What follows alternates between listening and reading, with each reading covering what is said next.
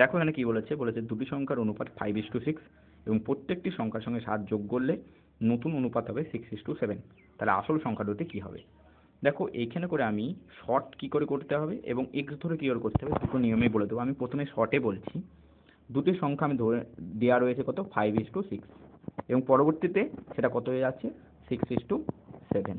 এখানে করে দেখতে পাচ্ছি অনুপাতের ক্ষেত্রে দুটোর ক্ষেত্রেই 1 করে বৃদ্ধি পাচ্ছে, অর্থাৎ আর বইয়ে বলেছে সেটা 7 করে বৃদ্ধি পাচ্ছে, অর্থাৎ 1 মানেই 7। তাহলে আসল সংখ্যা দুটো কোনগুলো? 5:6 হচ্ছে আসল সংখ্যা। তাহলে 1 মানে যদি 7 হয়, 6 মানে কত হবে 42 এবং 5 মানে কত হবে 35। তাহলে 35 আর 42 হবে একেবারে সঠিক উত্তর, অপশন নাম্বার এ।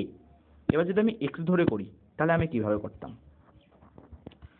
দেখো সংখ্যা দুটো ছিল 5 আর 6, আমি ধরে নিলাম সংখ্যা দুটো হচ্ছে 5x আর 6x এবং প্রত্যেকটা সংখ্যা থেকে আমাদের 7 করে আমি যোগ করেছি।